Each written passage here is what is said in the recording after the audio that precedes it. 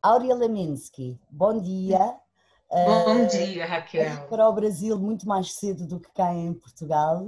Sim, Obrigada por estar a conversar connosco com a Casa da América Latina para conversarmos e conhecermos melhor este projeto que vai chegar cá a Portugal, à Casa da América Latina, uma exposição chamada Múltiplo Leminsky, que é uma exposição que já foi mostrada no Brasil em muitos lugares, foi vista por 700 mil pessoas, certo? isso. Em 10 cidades por onde passou, tanto no interior como nas capitais. E que agora salta o oceano e vem para Portugal para ser acolhida aqui na Casa da América Sim, Latina, facto esse que muito gosto nos dá, porque o Paulo Leminski, seu pai, era um poeta, letrista, enfim, um artista múltiplo que é muito querido e também muito gostado cá em Portugal.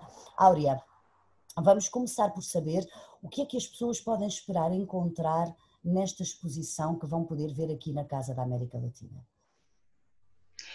Paulo Leminski foi um grande escritor, conhecido bastante pela sua poesia, pela sua música também, mas tem outras áreas em que ele atuou que as pessoas pouco conhecem. Pelo menos desde quando a gente começou a exposição, acho que já surpreendeu muita gente saber que ele era publicitário, que ele era biógrafo, poliglota, Jornalista, jornalista, sim, biógrafo. também escreveu prosa, escreveu romance. Então, acho que esses outros lados dele, que é uma produção também vasta e bastante importante, bem tanto quanto na poesia, ele também tem bastante qualidade, não só quantidade, esses outros gêneros literários e justamente não só literários, mas também dentro da linguagem, da comunicação, ele tem todo um lado brilhante que a gente, dentro da exposição, a gente pretende levar o visitante a percorrer. Ou seja, isto significa, Áurea, que a Áurea, a sua irmã e a Alice Ruiz, a Sim. mulher de Paula Minsky, a sua mãe, fizeram, digamos, um apanhado, uma busca dentro, no legado que o Paulo Leminski deixou para organizarem esta exposição com material que ele deixou, não é? Ou seja, e que mostra esse lado múltiplo. O que as pessoas vão poder então encontrar é o resultado dessa pesquisa que vocês fizeram, é isso? É isso. Essa exposição ela iniciou no Museu Oscar Niemeyer, em Curitiba, que é um museu de referência internacional. Pela primeira vez tinha sido convidado um artista, uma exposição para fazer um trabalho, apresentar o trabalho de um artista que é um artista da, essencialmente da palavra, né, Uhum. da palavra e da música, ou seja, duas coisas abstratas que a gente tinha que transformar em imagem, porque a gente estaria ocupando um espaço dentro de um museu que essencialmente é um espaço de excelência visual. Então, como a gente tinha uma área muito grande, minha mãe, como curadora, eu e minha irmã, nesse primeiro momento, nós assessoramos a minha mãe é que é a curadora, que eu chamo a curadora mor da exposição. Ela fez esse mapeamento de todas as áreas em que ele atua, essas facetas dele, e a gente foi garimpar dentro de um universo gigante, porque ele deixou um acervo fantástico. Era época pré-computador, então todos os papéis foram guardados, todo o processo de criação a gente tem guardado em documentos e a gente pôde transformar isso, então, visualmente, né, mostrar esse universo leminskiano na exposição. E essa exposição, então, daí inicia o processo de itinerância, como ela estreou em 2013, 2012, no Museu Oscar Niemeyer. Logo em seguida, teve o lançamento do livro Toda a Poesia, que reúne as obras poéticas completas dele. Então, foram duas coisas que juntas se completaram para a gente trazer, depois de praticamente de 10 anos trabalhando o legado dele, a gente pôde transformar isso em algo a ser compartilhado com o público. Uhum. Então, as pessoas, Áurea, que vierem visitar a exposição aqui à Casa da América Latina vão poder encontrar, digamos, registros do seu pai, notas, encontrar passos do processo criativo, a letra dele. O que é que as pessoas Sim. vão poder ver? Diga-nos. A gente tem tanto todos esses aspectos que você acabou de citar, como algumas outras coisas também, alguns elementos interessantes, como, por exemplo, o lado audiovisual. Então, meu pai, ele participou de alguns filmes, alguns vídeos, né, numa época assim dos anos 80, tinha muitos vídeos experimentais, ele participou de muitos deles, e é muito interessante porque a gente acaba vendo ele mesmo falando sobre o seu fazer poético, sobre o seu fazer artístico, sobre a sua opinião, porque ele era uma pessoa de opiniões muito fortes, muito contundentes, muito estruturadas, inclusive, né? Ele foi um grande estudioso. Então, dentro da exposição, as pessoas vão poder encontrar ele mesmo falando sobre o seu fazer artístico, algumas curiosidades também, como ele escreveu, ele fez algumas parcerias com pessoas que eu acredito que em Portugal são bastante conhecidas do grande público, inclusive, como Arnaldo Antunes, Zélia Duncan, Caetano Veloso, Ney Matogrosso, Moraes Moreira, todos estes. Alguns foram parceiros, outros interpretaram as canções que ele criou.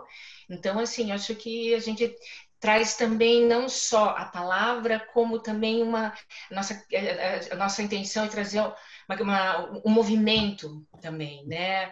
Dentro de uma coisa assim, audiovisual bem envolvente. A gente fala que é uma exposição onde a gente quer criar toda uma ambientação mais do que simplesmente apresentar a obra dele e o que ele criou.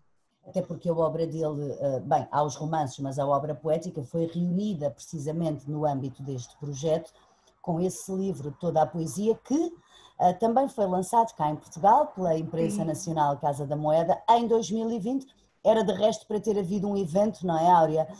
Que depois a pandemia, digamos, interrompeu e impediu, porque a Áurea estava cá com a sua mãe e com a sua irmã para precisamente esse lançamento da poesia reunida do Paulo Leminski, que depois acabou por não se fazer lançamento físico, digamos assim, com as pessoas. Mas agora a Áurea vem a Portugal para esta exposição e vamos certamente poder conversar.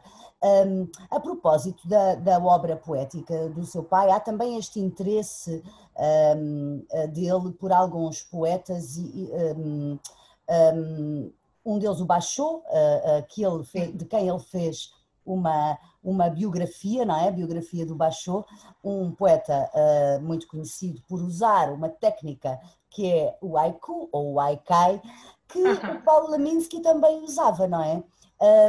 Vamos poder encontrar nesta exposição também alguma referência a este trabalho, quer de biografia de autores, quer de tradução, porque o Paulo Leminski, para quem não sabe, traduziu autores muito importantes, traduziu o Ferlinghetti, traduziu, vou socorrer-me, John Lennon. John Lennon, por exemplo, das minhas notas, o Beckett, o Joyce, portanto, nomes grandes da literatura mundial, e também vamos poder encontrar registros desse trabalho do seu pai na exposição? Sim, também. Um dos grandes motivos do meu pai ser poliglota é que ele tinha muito interesse em poder ler as obras no original. E isso acabou se transformando também num desejo grande de poder fazer a tradução. Então, essas traduções, algumas delas, inclusive, têm bastante liberdade poética, são traduções onde ele também acabou colocando um pouco da sua obra, da sua forma de enxergar aquilo. Então, não são exatamente traduções literais em alguns casos. Em alguns casos, ele manteve, como, por exemplo, o Mishima, né, traduziu Sol e Aço. Então, em alguns aspectos, sim, ele mantinha a tradução o mais fiel possível, mas no aspecto, por exemplo, da tradução da poesia, você acaba recriando a poesia, né? Você tem que, a partir da ideia daquele poema, você transfere ele para a sua língua, né? Você verte ele para a língua que se pretende, e você acaba transformando isso. E meu pai fez muito isso. Então, acaba sendo um terceiro, né, uma terceira via de trabalho do tradutor que meu pai também tinha, que era muito forte, muito latente. Então, a gente também vai mostrar isso na exposição. E como você disse também, o haikai era muito presente na vida dele, até porque ele foi um dos precursores do haikai no Brasil. E é curioso porque ele também quebrou, assim como ele quebrou em vários aspectos da obra dele, ele quebra tradicionalismos, ele quebrou o tradicionalismo do haikai. Então, aquela métrica formal que se entende como haikai, ele transformou tanto isso que ele também acabou criando um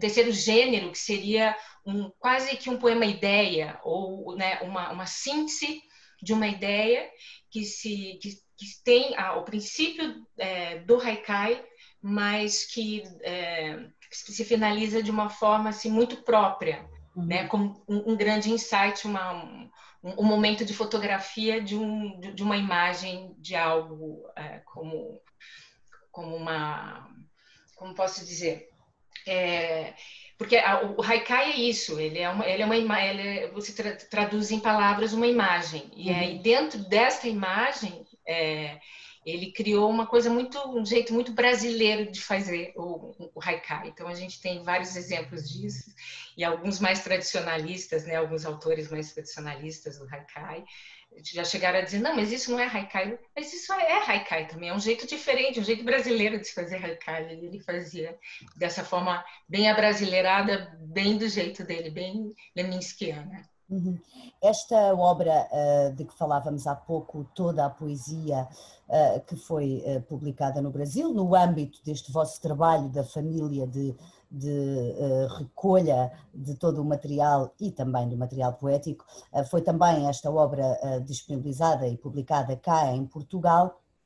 E, ao que julgo saber, foi um enorme sucesso no Brasil e continua a ser. Ou seja, o que eu quero dizer com isto é que qualquer pessoa que escreva num motor de busca da internet o nome do seu pai, Paulo Leminski, nunca mais acabam as referências, não é, Áurea? Portanto, ou seja, ele continua a ser citado, admirado, partilhado, a obra poética dele.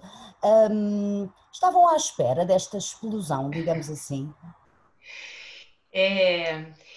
A gente poderia ter alguns indícios, né, que isso realmente deveria acontecer. Primeiro, porque como os livros ficaram durante muito tempo esgotados, uma questão de conversa com a editora. As editoras que publicaram, principalmente tinha uma editora que era a maior editora do país, que publicava as obras dele. Essa editora praticamente deixou de existir. E aí, junto com isso, a gente também ficou com uma dificuldade muito grande, porque os livros não estavam mais disponíveis. Né? E até a gente reunir, decidir como que a gente ia fazer isso. Aí a Companhia das Letras veio junto dentro desse processo. A Companhia das Letras no Brasil é a principal editora hoje, e não é uma coisa, né? E não é um feito recente. Então, a gente juntou forças nesse sentido. A minha mãe, que é organizadora do livro, teve essa ideia de vamos fazer, então, a disponibilização de toda a poesia dele num único volume, com um formato acessível financeiramente falando. Então, a gente, claro que dá vontade de você fazer um livro, o livro acaba sendo um objeto afetivo, até principalmente porque hoje, como a gente tem a internet, a obra dele está disponível nas redes sociais, está disponível nas buscas que se faz, mas o livro é um objeto afetivo. Então, a gente criou a possibilidade de disponibilizar tudo num volume único, de forma acessível ao público. Agora, da forma que se deu, principalmente no primeiro momento, nos surpreendeu, porque foi praticamente dos as 4, 5 primeiras semanas, foi o livro mais vendido. Inclusive, na época, o best-seller era os 50 Tons de Cinza, e ele toda a poesia bateu os tons de 50 Tons de Cinza. Sim, sim. Portanto, ele bateu. O livro que cá em Portugal se chama As 50 Sombras de Grey. Ou seja, não esperavam isso, é isso? Sim, não esperavam esta recepção? Não. Eu acho que assim, a gente sabe como tanto a figura do meu pai como a obra dele tem um grande número de fãs, de admiradores, de pessoas no Brasil que seguem, que cultuam isso, que se inspiram na obra dele, mas não imaginávamos que seria tanto. Hoje, o Toda a Poesia já vendeu mais de 200 mil exemplares para este gênero, né, que é a poesia. É um grande feito. Claro. É um grande feito. E é um livro premiado, não é, Áurea? Recebeu um prémio. Sim, sim. Recebeu o prêmio, que é a Associação dos Críticos de Arte de São Paulo, a PCA, que é um prêmio assim importante porque o livro ganhou não só no gênero Melhor Livro de Poesia do Ano, como ganhou Melhor Livro do Ano, pela mesma comissão. Então, assim, para a gente é um grande, enfim, é uma alegria muito grande, e a gente sabe que toda a poesia tem vida longa, né? A obra do Leminski tem vida longa. O meu pai faleceu há mais de 30 anos e parece que cada dia mais as pessoas vão descobrindo e vão descobrindo o quanto é atual, o quanto é jovem, o quanto tem um frescor, né? O quanto conversa com a gente, o quanto está próximo. Eu acho que esse aspecto é incrível, é incrível.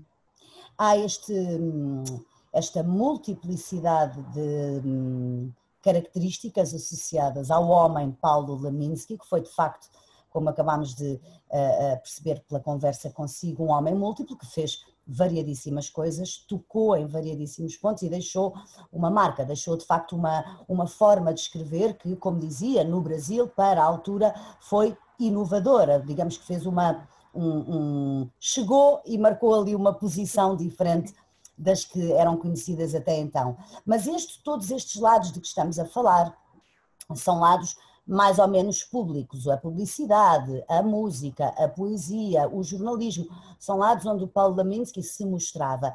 Para terminar a nossa conversa, Áurea, não resisto a perguntar-lhe, uma vez que é filha deste grande criador, múltiplo criador, como é que se recorda dele enquanto pessoa e não enquanto artista? Bom, esse é um processo que a gente sempre conversa, eu, minha mãe e minha irmã, porque quando a gente se encontra para fazer a exposição, minha mãe mora em São Paulo e eu e minha irmã moramos em Curitiba. Então, não raro, a gente acaba se encontrando justamente para realizar a exposição. Infelizmente, dessa vez em Portugal não vai ser possível, eu vou ter que ir sozinha, porque a minha mãe está dentro de um grupo de risco, né? Então ela não vai poder viajar, minha irmã também está com outros compromissos. Mas a gente conversa muito sobre isso, assim, sobre o quanto é necessário, né, fazer uma separação sobre essa coordenação que eu faço da itinerância da exposição e o quanto isso me toca, porque eu estou trabalhando com a obra do meu pai, são coisas que muitas delas eu vi acontecer, né, então isso faz parte também da minha história. É um legado do qual, assim, eu iniciei um trabalho praticamente exclusivo de dedicação. A minha formação é jornalismo, trabalhei 20 anos na área, mas desde que começamos com o Múltiplo Leminski em 2012, essa é a minha dedicação. E eu sinto realmente, assim, uma necessidade enorme de fazer isso. Alguém tem que fazer isso, até porque tem uma expectativa muito grande, um interesse muito grande do público. A gente precisa compartilhar. E a gente tem muitas histórias para contar. Então, ao mesmo tempo em que eu tenho que aplicar um lado muito prático e objetivo para fazer as coisas acontecerem, né, de forma assim, gerencial, por outro lado, profissional? Assim, sim, por outro lado, assim, existe uma dedicação, né, de carinho, de amor, de coração, de história, principalmente de história, assim, de história de vida.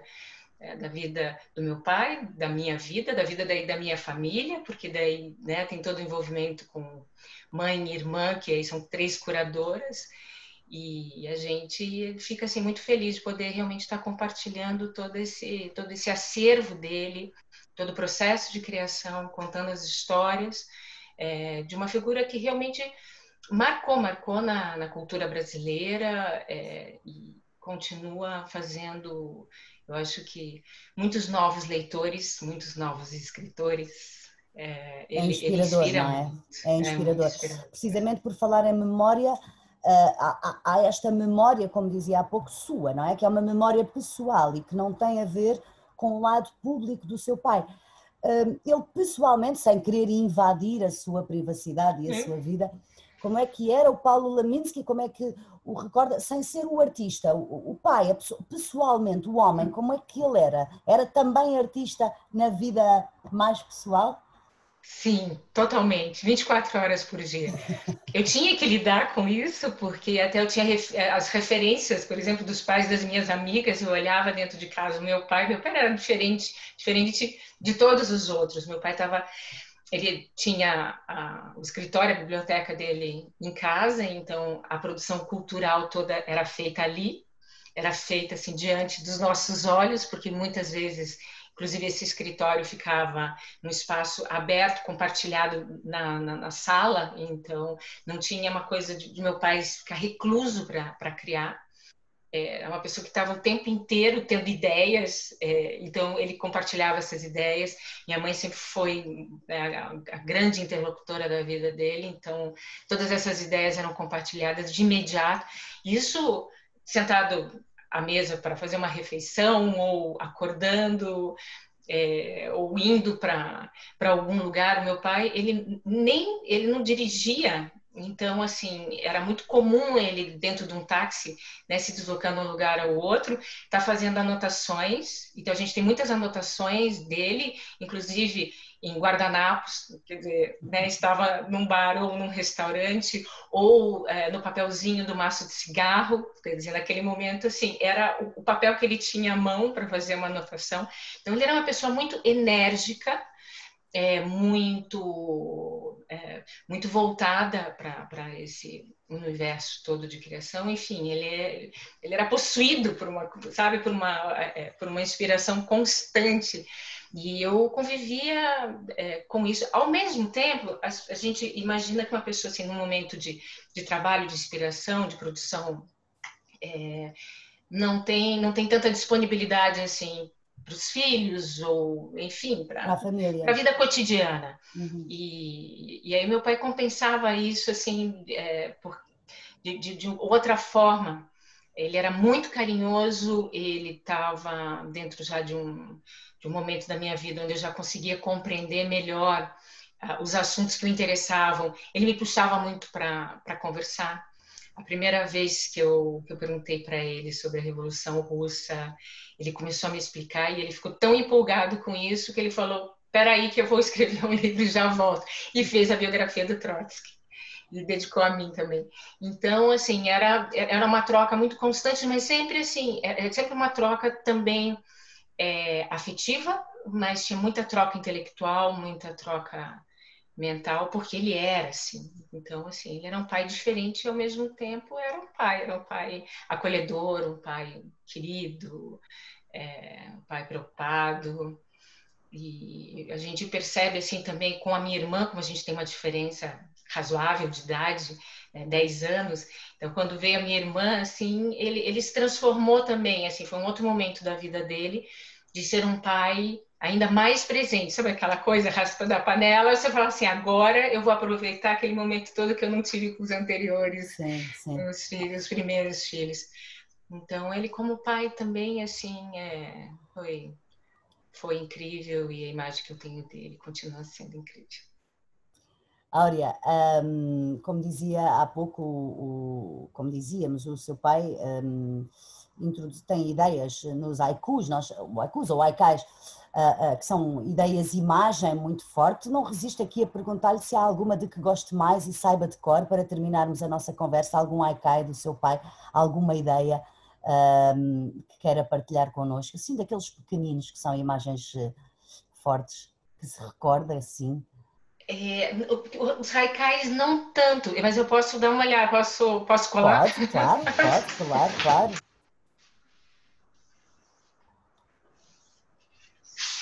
Só para não correr o risco de. De dizer errado. Isso não pode, né? Inverno é tudo que sinto, viver é sucinto. Bonito, não é? É muito bonito.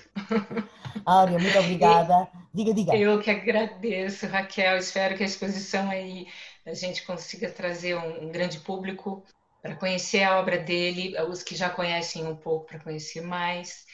E, enfim, nesse momento ainda, né, de certo isolamento, dificuldade das pessoas se locomoverem, a gente percebe assim que existe uma necessidade muito grande de criar outras possibilidades também, de atividades paralelas.